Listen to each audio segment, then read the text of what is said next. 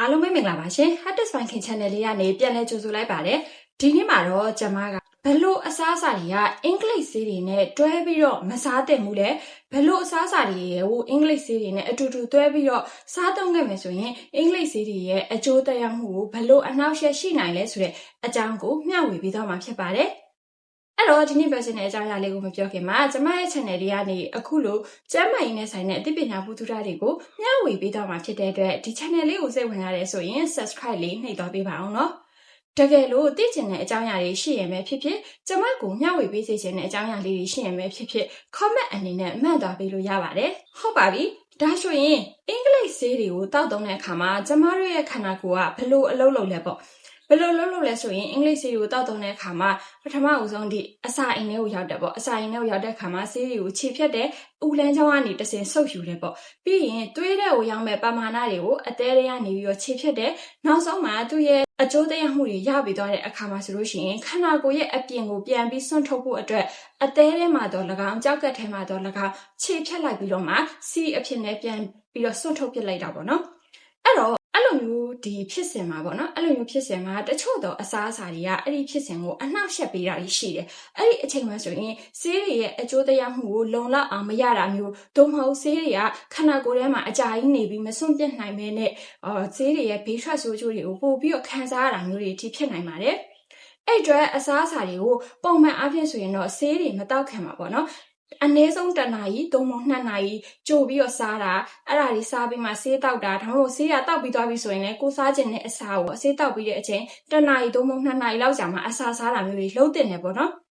်ဒါပေမဲ့တချို့သောဆေးတွေကအစာနဲ့အတူတူတွဲပြီးတော့တောက်သုံးမှပို့ပြီးတော့ကောင်းမွန်တဲ့ဆေးတွေရှိတယ်ဥပမာအားဖြင့်ဆိုရင်ပိုးသက်ဆေးတွေပြီးလို့ရှိရင်တချို့သောစီးဆေးတွေပေါ့နော်ပြီးတော့အစာအိမ်ကိုထိခိုက်နိုင်တဲ့အကိုက်ခဲပြောက်ဆေးတွေ NSAID လိုဆေးမျိုးတွေ steroid တွေပေါ့နော်အဲ့လိုဆေးတွေကဆိုရင်တော့အစာနဲ့တွဲပြီးတောက်တင်တာပေါ့အဲ့ဒါဆိုရင်ဘလို့အစားအစာတွေကိုအဲ့ဒီအစာမှာရှောင်ရမလဲဆိုတဲ့အရာကိုကျွန်မကဒီဗီဒီယိုထဲမှာပြောပြသွားမှာဖြစ်ပါတယ်ပေါ့နော်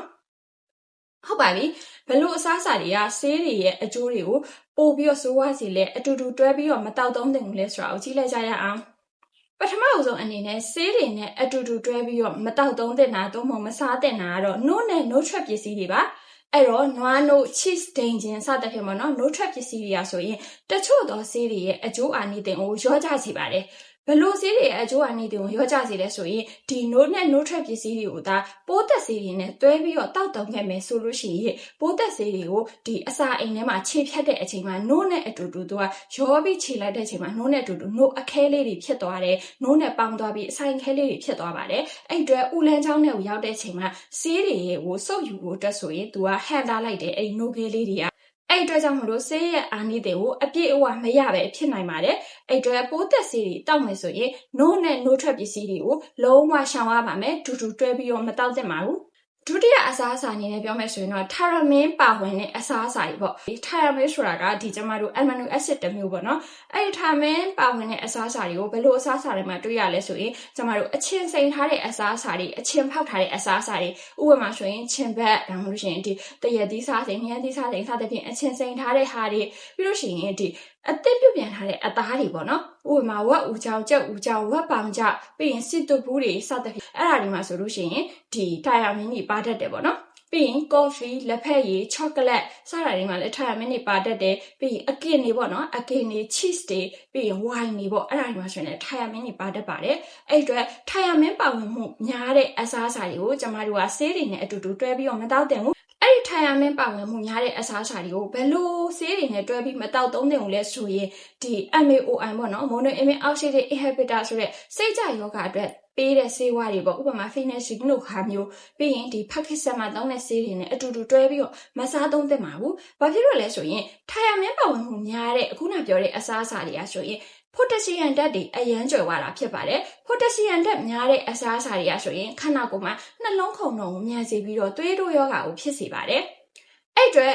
ဒီစိတ်ကြယောဂအတွက်ပေးတဲ့ဆေးဝါးတွေပြီးလို့ရှိရင်ဒီ Parkinson disease အတွက်ပေါ့နော် Parkinson ယောဂရဲ့အတွက်ပေးတဲ့ဆေးဝါးတွေကဆိုရင်လည်းဘေးထွက်ဆိုးကျိုးအနေနဲ့သွေးတိုးနိုင်ပါတယ်အဲ့အတွက်အဲ့ဒီသွေးတိုးတဲ့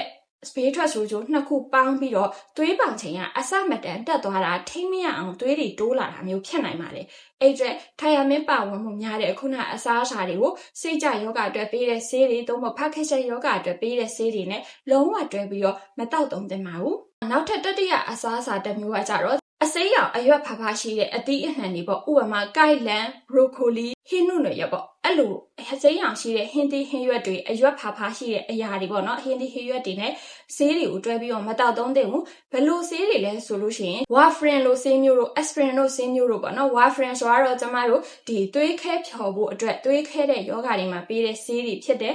aspirin ကကြတော့ကျမတို့သွေးကျဲဆေးပေါ့နော်သွေးကျဲဆေးတွေဖြစ်တယ်အဲ့တော့အဲ့လိုဆေးမျိုးတွေနဲ့အတူတူတွဲပြီးတော့မစားသုံးသင့်ဘူးဘာဖြစ်လို့လဲဆိုရင်အခုနအစိမ်းရောင်အရွက်ဖားဖားရှိတဲ့အသီးအရွက်တွေကဆိုလို့ရှိရင်သူက vitamin K ကျွဲဝပါတယ်vitamin K ရဆိုရင်ပုံမှန်အဖြစ်ဆိုရင်ကျမတို့ခန္ဓာကိုယ်မှာသူကသွေးခဲစေတဲ့ဓာတ်တစ်မျိုးဖြစ်တယ်အဲ့ဒီတော့သူကသွေးခဲခြင်းကိုအားပေးပါတယ်အဲ့တော့သူကသွေးခဲခြင်းကိုအားပေးတဲ့အရွက်တွေဖြစ်တယ်ဒါပေမဲ့ကျမတို့တောက်သုံးတာကသွေးခဲပျော်တဲ့ဆေးနဲ့သွေးကျဲဆေးသွေးကိုကျဲစေတဲ့အကျိုးအာနိသင်ကိုရစေဖို့အတွက်တောက်တဲ့ဆေးတွေဖြစ်တယ်အဲ့အတွက်ဒီဘက်ကသွေးခဲစေတဲ့ဓာတ်နဲ့သွေးကျဲစေတဲ့ဓာတ်ကစန့်ကျင်ဘက်ဖြစ်သွားတဲ့အချိန်မှာကျမတို့ကဒီသွေးကျဲဆေးတွေသွေးခဲဖြော်ဆေးတွေကိုအစိမ်းရောင်ရှိတဲ့အသီးရွက်တွေနဲ့တွဲပြီးစားခဲ့မယ်ဆိုရင်သူ့ရဲ့အကျိုးအာနိသင်ကပြည့်ပြည့်သွားမှာဖြစ်တယ်အဲ့အတွက်အကျိုးအာနိသင်ကိုလုံလောက်စွာမရနိုင်ဘူးအဲ့အတွက်ကျမတို့ကဒီသွေးခဲဖြော်ဆေးတွေသွေးကျဲဆေးတွေကိုအစိမ်းရောင်ရှိတဲ့အသီးရွက်တွေနဲ့လုံးဝအတူတူတွဲပြီးတော့မစားပါနဲ့နံပါတ်၄အစားအစာကကြတော့အရက်ပါအရက်တောက်သုံးပြီးတဲ့နောက်သုံးမဟုတ်ဆေးတောက်ပြီးတဲ့နောက်ခဏကြာမှအရက်တောက်တာအယ်ကိုပါတဲ့အရက်ဘီယာပေါ့နော်အဲ့ဒီဥပမာတဏှာကြီးအတွင်းမှာပေါ့ဆေးမတောက်ခင်တဏှာကြီးသုံးမဟုတ်ဆေးတောက်ပြီးတဏှာကြီးအတွင်းမှာအရက်ဘီယာတောက်သုံးတာကိုဘယ်လိုဆေးမျိုးတွေနဲ့အတူတူရှောင်ကျဉ်ရမလဲပေါ့ဘယ်လိုဆေးမျိုးတွေနဲ့အတူတူတွဲပြီးအရက်တောက်တာကိုရှောင်ကျဉ်ရမလဲဆိုရင်ပထမအဆုံးအနေနဲ့အရက်ကိုပါရာစီတမောနဲ့တွဲပြီးမတောက်သင့်ပါဘူးပါရာစီတမောတောက်တဲ့အချိန်မှာနီးနီးဆက်ဆက်ပေါ့နော်အရက်တောက်မယ်ဆိုလို့ရှိရင်ပါရာစီတမောရဲ့ဘေးထွက်ဆိုးကျိုးဖြစ်တဲ့အသည်းကိုထိခိုက်တာဆိုရင်အရက်ကြောင့်ပို့ပြီးတော့အသည်းကိုပျက်စီးစေပါတယ်အဲ့ဒီအတွက်ပါရာစီတမောကိုအရက်နဲ့အတူတူတွဲပြီးတော့မတောက်ပါနဲ့ဒုတိယတစ်မျိုးကကြတော့ metronidazole လို့ခေါ်တဲ့ပိုးသက်ဆေးတစ်မျိုးပါအဲ့ဒီ metronidazole ဆိုတဲ့ပိုးသက်ဆေးတစ်မျိုးကိုနဲ့အတူတူအရက်ကိုတွဲတောက်မယ်ဆိုရင် disulfiram-like reaction လို့ခေါ်တဲ့ဒီအရက်နာကြတဲ့လက္ခဏာတွေကိုအများကြီးခံစားရတတ်ပါတယ်အဲ့အတွက်သွေးတိုးတာဒီနှလုံးတုန်တာခန္ဓာကိုယ်ပူလာသလိုဖြစ်တာအန်နာတွေအပြင်ဒီအရက်နာကြပြီးတော့ခေါင်းမူတာခေါင်းကိုက်တာစသဖြင့်အဲ့ဒါတွေကိုပိုပြီးဆိုးစေတယ်အရက်ရဲ့လက္ခဏာတွေကိုပိုပြီးဆိုးစေပါတယ်တခုရှိတာကအစားအစာတွေကိုဆေးတွေနဲ့အတူတူနိုင်ချားပြီးတော့တောက်သုံးရမယ်စားသုံးရမယ်ဆိုပေမဲ့ဒီ metronidazole နဲ့အရက်ဟာဆိုလို့ရှိရင်တော့ metronidazole တောက်နေတဲ့ရက်ပိုင်းအတွင်းမှာအရက်ကိုလုံးဝမတောက်သင့်တာပါဥပမာမနေ့ကတောက်ထားတယ်ဆိုရင်တော့ဒီနေ့ metronidazole တောက်လိုက်တယ်ဆိုရင်အဲ့ဒီလက္ခဏာကိုခံစားရနိုင်ပါတယ်အဲ့အတွက် metronidazole တောက်မယ်ဆိုရင်အရက်ကိုအနည်းဆုံးတစ်ပတ်ကြိုပြီးဖြတ်တာမျိုး metronidazole တောက်ပြီးတစ်ပတ်လောက်ကြာမှအရက်တောက်တာမျိုးလုပ်သင့်ပါတယ်အဲ့အတွက်အရက်ကို metronidazole လို့ခေါ်တဲ့ပိုးသက်ဆေးနဲ့အတူတူတွဲပြီးလုံးဝမတောက်ပါနဲ့အန္တရာယ်များပါတယ်အရက်နာကြတာကိုဆိုးဆိုးဝါးဝါခံစားရနိုင်ပါတယ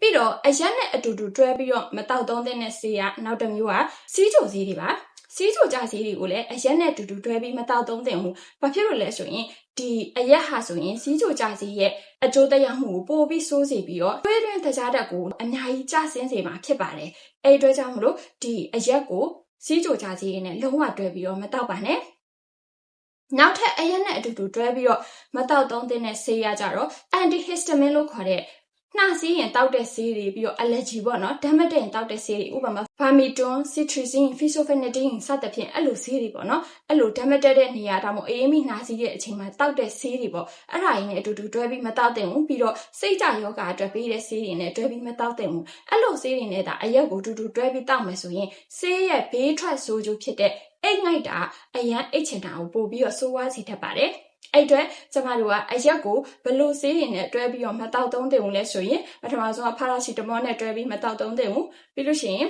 metronidazole လို့ခေါ်တဲ့ပိုးသက်ဆေးနဲ့တွဲပြီးမတောက်သုံးသင့်ဘူးနောက်တစ်မျိုးကကြတော့စီးချိုကြဆေးတွေပြီးရင် antihistamine လို့ခေါ်တဲ့ဒီဓာတ်မတည့်တွေမှာသုံးတဲ့ဆေးတွေနဲ့တွဲပြီးမတောက်သုံးသင့်ဘူးနောက်တစ်ခါကြတော့ဒီစိတ်ကြယောဂါတွေမှာပေးတဲ့ဆေးတွေနဲ့အတူတူတွဲပြီးမတောက်သုံးသင့်ပါဘူးဒါကတော့အရက်ကိုဆေးတွေနဲ့အတူတူတွဲပြီးတောက်တာကနေရှောင်ကျဉ်ရပါမယ်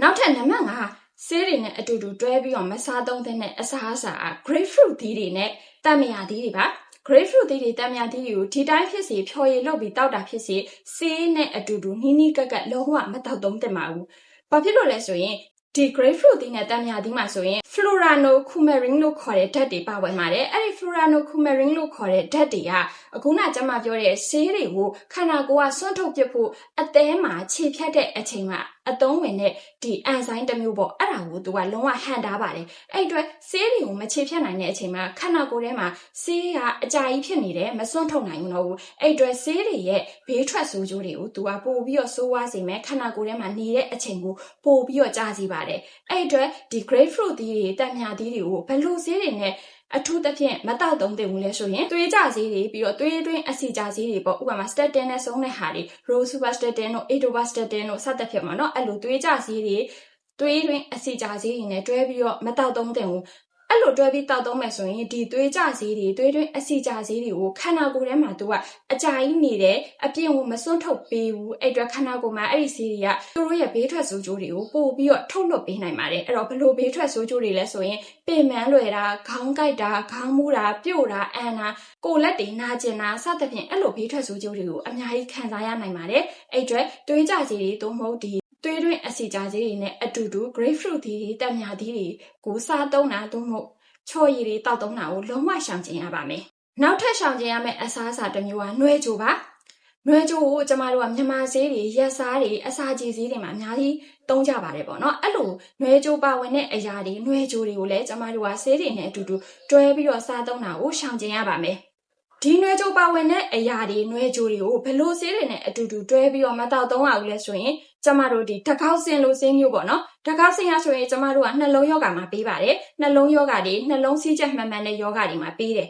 ဒါပေမဲ့နွယ်ကြိုဆေးတွေကိုဒီတကောက်စင်လို့ခေါ်တဲ့နှလုံးယောဂမှာပေးတဲ့ဆေးတွေနဲ့တွဲပြီးစားသုံးတဲ့အခါမှာဆိုရင်တကောက်စင်ရဲ့ဒီဘေးထွက်ဆိုးကျိုးကိုပို့ပြီးတော့ဆိုးစေပါတယ်တကောက်စင် toxicity လို့ခေါ်ပါတယ် toxic ပို့ပြီးဖြစ်နိုင်တယ်အဲ့အတွက်နှလုံးအယမ်းခုန်လာတာနှလုံးခုန်တဲ့စီးချက်တွေအယမ်းမှန်မှန်တော့တာရုပ်တရက်သေးဆုံးတဲ့အထိဖြစ်နိုင်ပါတယ်အဲ့အတွက်နွယ်ကြိုကိုတကောက်စင်ဆိုတဲ့ဆေးတွေနဲ့လုံးဝတွဲပြီးမတောက်သုံးပါနဲ့ပြီးတော့တချို့တော့သွေးကြဆေးတွေနဲ့စီးဆေးတွေနဲ့တွဲပြီးတော့နွယ်ကြိုကိုစားသုံးမယ်ဆိုလို့ရှိရင်လည်းဒီသွေးကြဆေးတွေစီးဆေးတွေရဲ့အကျိုးအာနိသင်ကိုပြည့်ဝဝမရတတ်ဘူးအကျိုးကျေးဇူးတွေနည်းနိုင်ပါတယ်အဲ့အတွက်နွယ်ကြိုကိုတကောက်စင်လိုဆေးမျိုးတွေသွေးကြဆေးတွေစီးဆေးတွေနဲ့တွဲပြီးတော့စားသုံးတာကိုလုံးဝရှောင်ကျဉ်ရပါမယ်နောက်ထပ်နံပါတ်9အစားအစာတစ်မျိုးကကြတော့အမြင့်ဓာတ်ပါဝင်မှုများတဲ့အစားအစာတွေပါအမြင့်ဓာတ်ပါဝင်မှုများတဲ့အစားအစာတွေကိုကျမတို့ကပဲအမျိုးမျိုးဟင်းသီးဟင်းရွက်တွေမှာတွေ့တတ်ပါတယ်အဲ့တော့ပဲနဲ့ဟင်းသီးဟင်းရွက်တွေကိုလည်းကျမတို့ကဆေးတွေနဲ့နီးနီးကက်ကက်အထူးသဖြင့်ဆေးမတောက်ခင်တနာရီဆေးတောက်ပြီးတနာရီတွင်းမှာစားတာကိုရှောင်ကျဉ်ရပါမယ်အဲ့လိုအမြင့်ဓာတ်ပါဝင်မှုများတဲ့အစားအစာတွေကဆိုရင်လည်းကျမတို့ကဆေးတွေရဲ့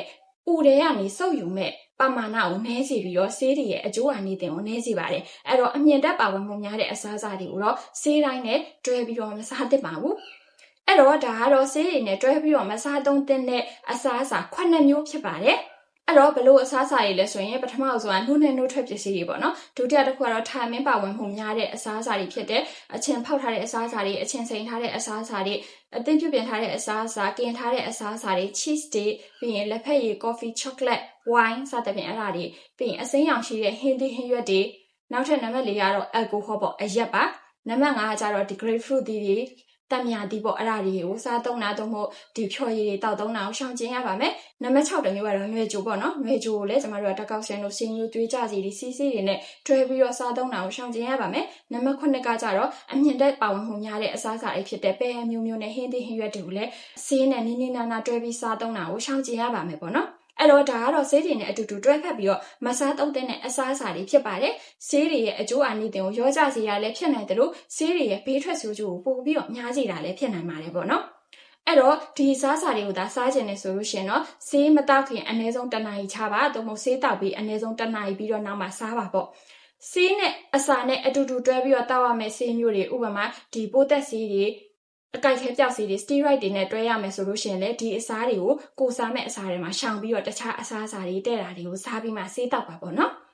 ပြီးတော့ကျွန်မပြောသွားတဲ့အထက်မှာဒီ metronidazole လို့ခေါ်တဲ့ပိုးသက်ဆေးကိုတောက်မယ်ဆိုရင်တော့အရက်ကိုတပတ်ကြိုပြီးတော့ရှောင်ပေးရမှာပဲဖြစ်ပါတယ်ဒါကတော့ဒီနေ့ပြောချင်တဲ့ခေါင်းစဉ်လေးဖြစ်ပါတယ်ဒီနေ့ခေါင်းစဉ်လေးကနေအကျိုးရှိမဲ့တစ်ခုခုကိုကျွန်မကမျှဝေပေးနိုင်မယ်လို့မျှော်လင့်ပါတယ်ဒီဗီဒီယိုလေးကိုကြည့်ပြီးတဲ့အတွက်အားလုံးကိုကျေးဇူးတင်ပါတယ်ကျွန်မရဲ့နောက်ဗီဒီယိုလေးတွေမှာပြန်တွေ့ပါမယ်နော်